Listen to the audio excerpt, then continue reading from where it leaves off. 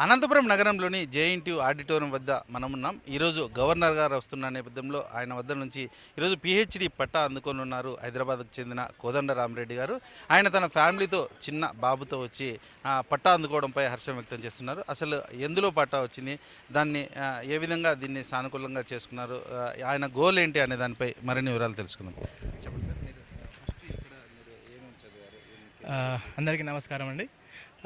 ఈ ఈ సందర్భంగా అవకాశం ఇచ్చిన జేఎన్టీయూకి నా కృతజ్ఞతలు. నేను ఉస్మానియా యూనివర్సిటీలో బీటెక్ చేశాను. తర్వాత ఎంటెక్ నాగ్పూర్ యూనివర్సిటీలో చేశాను, అక్కడ గోల్డ్ మెడలిస్ట్. తర్వాత మా గైడ్ ప్రోద్బలంతో కవిత వాగ్రే అండ్ ఇక్కడ ఇప్పుడు ప్రిన్సిపల్ ఉన్నారు ఎస్వి సత్యనారాయణ గారు, వాళ్ళ ప్రోద్బలంతో ఇక్కడ పిహెచ్డీలో జాయిన్ అయ్యాను ఫుడ్ టెక్నాలజీలో. సో అది జస్ట్ ఇప్పుడు అయిపోయింది. అంతలోనే నాకు ఢిల్లీ యూనివర్సిటీలో అసిస్టెంట్ ప్రొఫెసర్గా జాబ్ కూడా వచ్చింది. అదే టైంలో బాబు కూడా పుట్టాడు. సో ఈ బాబు మాకు చాలా అదృష్టాన్ని తీసుకొస్తున్నాడు. సో జాబ్ వచ్చింది, బాబు పుట్టాడు, పిహెచ్డీ కూడా కంప్లీట్ అయిపోయింది. వెంటనే మేము ఢిల్లీ కూడా షిఫ్ట్ అయ్యాం. సో ఈ పట్టా తీసుకోవడం కోసం నిన్న నైట్ నేను ఢిల్లీ నుంచి వచ్చాను. సో ఫ్యామిలీతో కలిసి వచ్చాను. చాలా సంతోషంగా ఉంది ఇక్కడ జేఎన్టీకి రావడం. ఈరోజు గవర్నర్తో తీసుకున్నారు సార్. ముఖ్యంగా మీకు పిల్లలు, మీ నేపథ్యము, ఫ్యూచర్లో మీరు ఏం చేయాలనుకుంటున్నారు? సో నేపథ్యం వచ్చేసి నాది హైదరాబాద్ అండి. నేటివ్ మా ఫాదర్కి మేము ఎడ్యుకేషన్లో చాలా డెవలప్ కావాలని చిన్నప్పటి నుంచే ఊర్లో ఎవరు చదువుకోకుండా మా ముగ్గురిని అందరినీ డిగ్రీ వరకు చదివించాడు. సో ఆయన ప్రోత్సాహంతోనే ఇంతవరకు మేము పిహెచ్డీ కూడా అయిపోయింది. ఇప్పుడు ఢిల్లీ యూనివర్సిటీలో ఫ్యాకల్టీగా జాబ్ చేస్తున్నాను. సో ఫుడ్ టెక్నాలజీ సబ్జెక్ట్లో నెక్స్ట్ వచ్చే జనరేషన్స్కి కావాల్సిన నైపుణ్యాలను పెంపొందించడానికి చాలా కృషి చేస్తాను. ఇప్పుడు పేరుకి ఢిల్లీలో ఉన్నా కూడా నా బీటెక్ కాలేజ్ ఓయూకి, ఇప్పుడు పిహెచ్డీ అందించిన జేఎన్టీయూకి ఎప్పుడు అనుసంధానమై ఉంటాను. సో ఈ స్టూడెంట్స్ అందరికీ నా ప్రోద్బలం ఎప్పుడు ఉంటుంది, సహాయ సహకారాలు ఎప్పుడు అందుతూనే ఉంటాయి. సో ఫుడ్ టెక్నాలజీ అనేది ఇది ఒక, ఎందుకంటే ఫుడ్ అనేది అందరికీ నిత్యావసర వస్తువు, అది లేకుండా అసలు జీవరాశే లేదు. కాబట్టి కాకపోతే ఇప్పుడు పెరిగే ఏమంటారు, మన జనాభా పెరుగుతుంది, పాపులేషన్కి మనం బిజీ అయిపోతున్నాం. సో కన్వీనియన్స్ అనేది లేదు. సో మనకు కావాల్సిన ఫుడ్ కావాల్సిన రీతిలో మనం అనుగుణంగా కావాలనుకున్నప్పుడు ఫుడ్ టెక్నాలజీ అనేది చాలా ప్రాముఖ్యత వర్తిస్తుంది. అందులోనూ ఇప్పుడు ఈ మధ్య కోవిడ్ వచ్చింది. ఆ టైంలో కూడా అన్ని ఇండస్ట్రీలు మూసుకుపోయినాయి, ఒక ఫుడ్ ఇండస్ట్రీ మాత్రమే నడిచింది.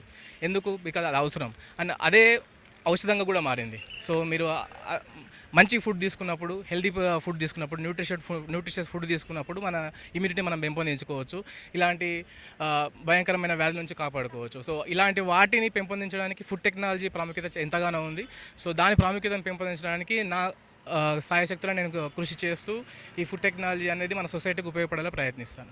ముఖ్యంగా ఇప్పుడున్న యువత ఫుడ్ మేనేజ్మెంట్లో కావచ్చు, హోటల్ మేనేజ్మెంట్లో కావచ్చు, అక్కడ వెళ్తే ఒక చెఫ్గా చూస్తారు, ఏదో వంట మాస్టర్ లాగా ఫీల్ అవుతూ ఉంటారు. ఆ పేరెంట్స్కి అవగాహన లేక అలాంటి అనుకుంటున్న పరిస్థితుల్లో మీరు ఈ స్థాయికి ఎదిగారు సార్. ముఖ్యంగా ఇప్పుడున్న యువతకి మీరు ఏం చెప్పదలుచుకున్నారు?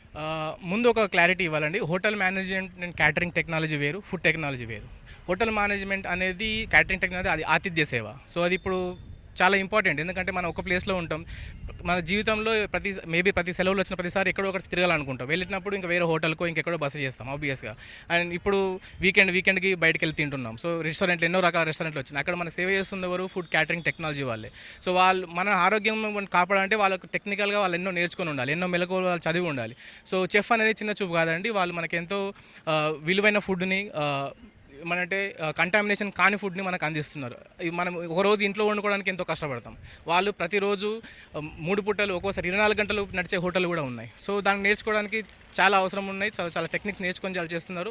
ఫుడ్ టెక్నాలజీ దానికి సంబంధం లేదండి. ఫుడ్ టెక్నాలజీ అనేది మనం ఇప్పుడు ప్యాకేజ్డ్ ఫుడ్ మన దగ్గర అవైలబుల్ ఉంది. మనం ఇంట్లోనే వండుకుంటున్నాం, కానీ దాంట్లో కలిపేటివన్నీ ప్యాకెట్ నుంచి వస్తున్నాయి. సో అవన్నీ ఇండస్ట్రీలో తయారవుతున్నాయి. సో అది తయారయ్యే ముందు మనకు కావాల్సినవి, చిన్నపిల్లలకు కావాల్సినట్టుగా, పెద్దవాళ్ళకి కావాల్సినట్టుగా, గర్భిణీలకు కావాల్సినట్టుగా, ముసలి వాళ్ళకి కావాల్సినట్టుగా, సో వాళ్ళ పనితీరు తగ్గట్టు వాళ్ళకి ఏం న్యూట్రిషన్ కావాలి దాని తగ్గట్టు మనం క్రియేట్ చేసి రకరకాల ఫుడ్లు అందిస్తున్నాం. సో కాబట్టి ఫుడ్ టెక్నాలజీ ప్రాముఖ్యత చాలా ఉంది, ఫ్యూచర్ కూడా ఎంతో బాగుంది. ముఖ్యంగా చెప్పండి, మీ భర్త 2 పిల్లలతో మీరు ఉన్నప్పటికీ ఎంతో శ్రమ కోర్చి ఆయన ఈ స్థాయికి తెచ్చి వచ్చిన ఘనత, మరోవైపు మీరు కూడా ఉన్నారు. మీరు ఏం చెప్పదలుచుకున్నారు? Firstly, I congratulate my husband for completing and achieving his doctorate.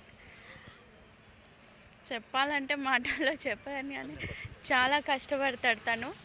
అటు ఫ్యామిలీని, అటు స్టడీస్ని అన్నీ ఈక్వల్ చేసుకుంటూ, అన్నిట్లో ఎవరికి ఏది తక్కువ కాకుండా అన్నీ కంప్లీట్ చేస్తూ వస్తాడు. అసలుకైతే మా కొడుకు పుట్టాక చాలా కలిసి వచ్చింది. అతను పుట్టాకనే ఆయన పిహెచ్డీ స్టార్ట్ చేయడం కూడా అయ్యింది. అనుకోకుండా అలా కంప్లీట్ అయిపోయింది. చాలా సంతోషంగా ఉంది ఇవాళ. కోదండ రామరెడ్డి గారు హైదరాబాద్ నుంచి ఇక్కడికి పిహెచ్డి చేశారు. ఆయన ఈరోజు పట్టా అందుకున్నారు. ముఖ్యంగా ఆయన గోల్డ్ మెడల్ కూడా తీసుకున్న పరిస్థితి.